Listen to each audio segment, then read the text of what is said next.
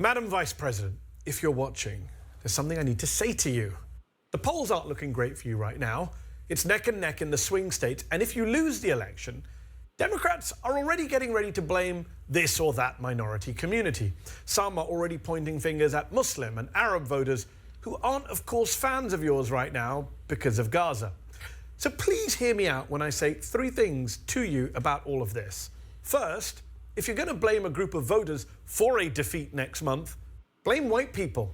It wasn't just white men, but white women who helped elect Trump last time around in 2016. So in true. fact, no Democratic presidential nominee has won a majority of the white vote since LBJ. Not Bill Clinton, not Joe Biden, and you won't either. The truth is that Muslim and Arab voters and black men and Latinos, all of the different ethnic groups who we are constantly told are deserting the Democrats, will still end up voting for you over Trump at higher rates than white people, especially white men. So don't blame the Muslims or the Arabs or the non-white folks if you lose. Number two, you really shouldn't blame any voters if you lose, because politicians like yourself need to take responsibility for earning their votes, our votes. You, like every other candidate for president, don't have the right to anyone's vote. You have to make the case. And number three, Muslim and Arab voters would vote for you, like they did for Joe Biden last time round, if you gave them a good reason to, especially on Gaza, the issue that most Muslim voters have declared their priority, and that you and Biden have failed them on. And yet, again and again, you have not just not courted the Muslim American vote and the Arab American vote in a key swing state like Michigan, for example, you have actively spurned it. You could have... That's right, folks. Remember that Mehdi Hasan just told you. Kamala Harris. She spurned your vote. She spurned it. She did not even try to earn it. She spurned it. Just like MH is saying. So remember that when you go to the polls, folks. Mehdi Hasan is reminding you, oh, we are thanking you from the bottom of our hearts, MH. I'm thanking you. Dr. Nasser Sheikh is thanking you. The MH. The Mehdi Hasan, baby. We're thanking you, buddy, bruh, for reminding American Muslims and Arab Americans why they shouldn't vote for the Kamala Harris, half Indian, half Jamaican, 0% black.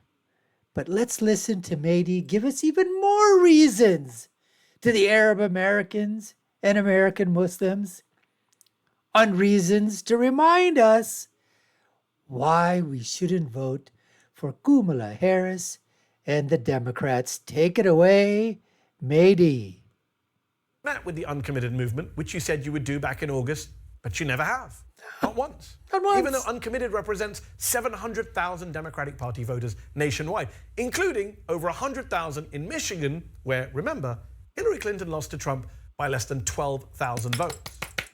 You could have had a Palestinian voice at the DNC speaking on stage, but you refused. Ruha Rahman, a Palestinian Muslim woman in a headscarf, in a hijab, an elected Democratic state lawmaker from the crucial swing state of Georgia. And she's white. Or she's a light-skinned Arab. One of the two, right? Wow. You know why she wasn't picked? She's probably looking too white. If she had darker skin, maybe they would have picked her because she doesn't fit the narrative of the plantation, the Democratic Utopian plantation, which I call duped. D-U-P-E-D. The Democratic Utopian plantation for the expansion of what? Dependency. This lady here in a scarf could be anybody from Middle America. You have no idea. But if she were brown-skinned or black, she probably would have been given a place at the DNC convention. That's why, matey. Because the Democrats are the party of the KKK. They're the racist party. They're the party of bigotry and hatred. Or don't you understand that damn fact yet? Georgia was ready to endorse you in prime time, but you didn't give her a chance. You could have said that as a prosecutor, when you're president, you'll enforce the law, both our own Leahy law and international humanitarian law. But you haven't, even though the polls consistently show a majority of Americans want conditions put on arms sales to Israel. You could have said, Now, I will say this, folks. This is where I'm in agreement with you, matey. This is where I'm in agreement with you, buddy. I don't want any of our goddamn tax dollars going to any foreign country, period. I don't want them going to Israel. I don't want them going to Iraq. I don't want them to go to Iran. I don't even want them to go to Pakistan. I don't want them to go to India. I don't want them to go to Saudi Arabia. I don't want them going to Norway, Australia, Canada, Mexico, Spain, France, Portugal, the Netherlands, Iceland, Greenland, Russia, Crimea, Tajikistan.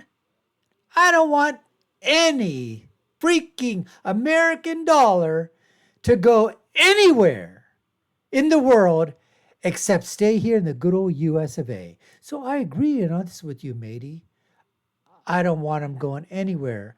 I don't want armed munitions going to any other country. I agree with you on that. So on this point, you and I, we're simpatico, bruh. when asked on The View that you would have done some things differently to Joe Biden over the last 4 years. But no, you said you would have done nothing at all differently. You could have mentioned Lebanese civilian casualties in your statement on the Israeli killing of the leader of Hezbollah, but you didn't say a word about civilian casualties. It's almost like you're trying to lose Michigan. It's almost like you're pushing people there into the arms of Jill Stein and the Green Party. Look, don't get me wrong, and don't shoot the messenger. I happen to think Trump is an existential danger to Muslims, Arabs, Palestinians, to American democracy, to our climate. I happen to think he'll be much worse on Gaza than... That's because you have TDS, matey. You have got Trent. See, you got me going there, matey. You've got me going, bruh.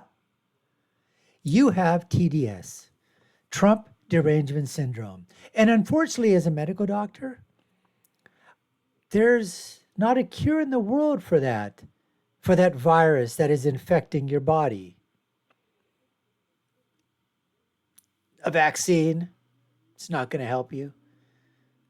Aspirin, Tylenol, a lobotomy, none of that would overcome the TDS you have.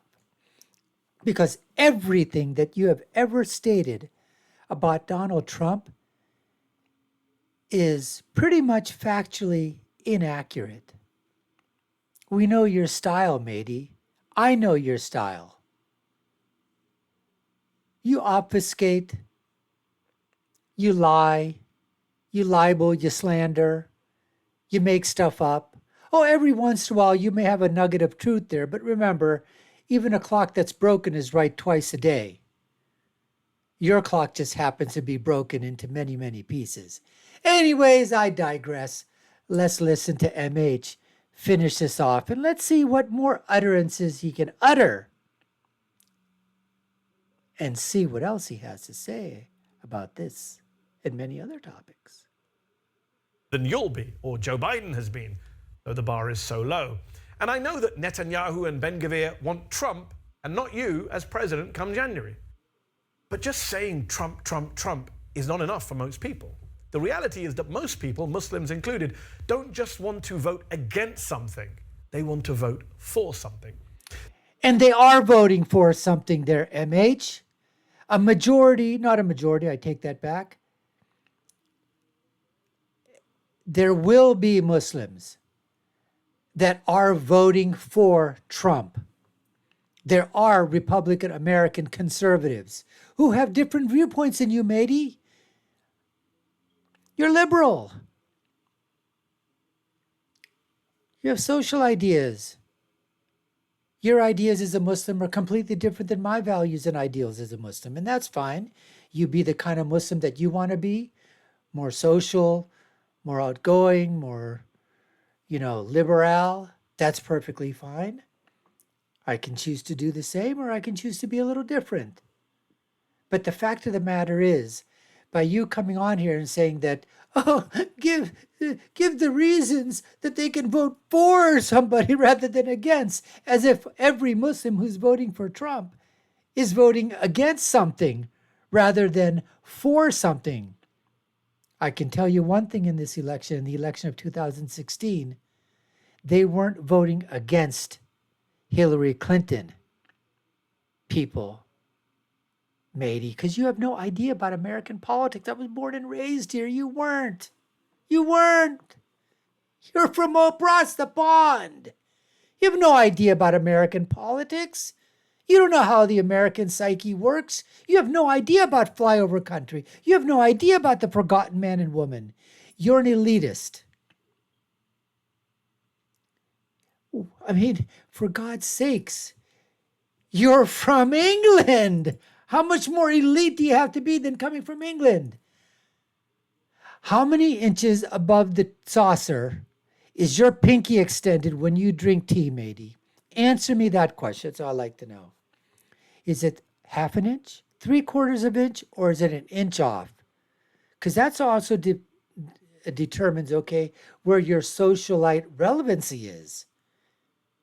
Don't know if you knew that or not. But I digress. Let's hear more of Mehdi finishing off. They want to vote for you if you can show them that you are different to Biden, that you are much better than Trump. Not just by claiming to be working around the clock for a ceasefire, but showing you have an actual plan backed with actual US leverage to stop the killing. She doesn't. To recognize Palestinian humanity, not just through words, she doesn't. but through deeds. She doesn't. So, Madam Vice President, if you lose Michigan on November the 5th and she you lose will. the race, yes, if she the will. country wakes up to another nightmare Trump presidency, don't you or the Democrats dare blame the Muslims for that. No, you can blame yourself for not changing course, for not listening to advice, for not heeding the polls on this issue, for not even trying to use the power you undeniably have to stop a genocide. There's still time. So Mehdi Hasan, this bloviating big mouth, who says he's a Muslim. Okay, that's perfectly fine.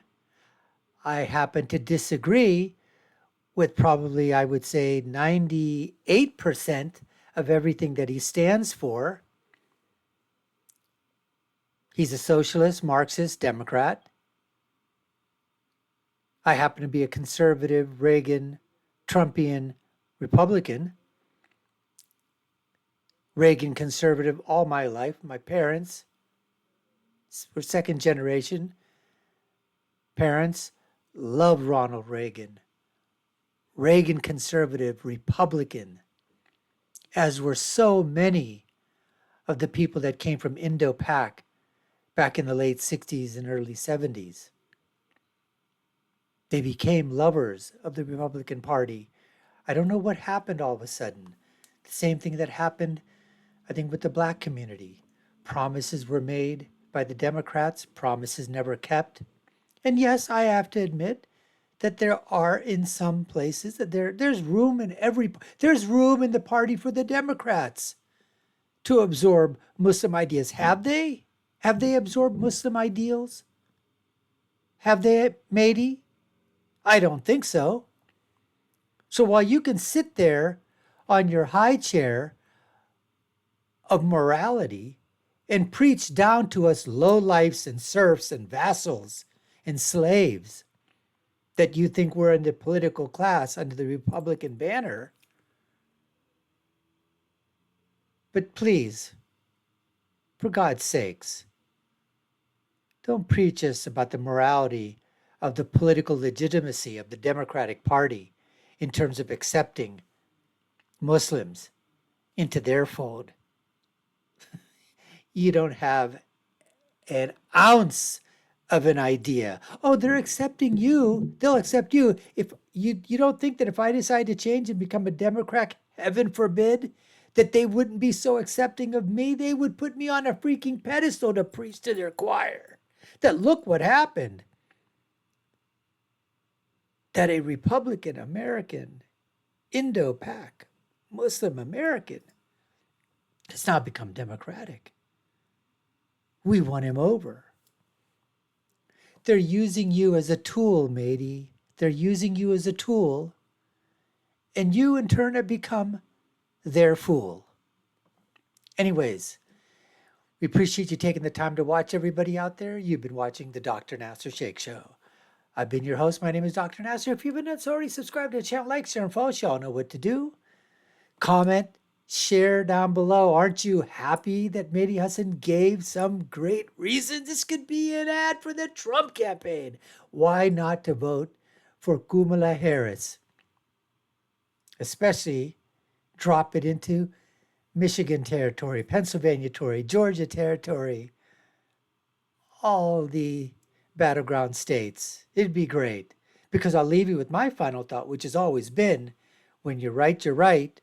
And when you're left, you're wrong, just like MH. Anyways, until next time, folks, take care and stay safe.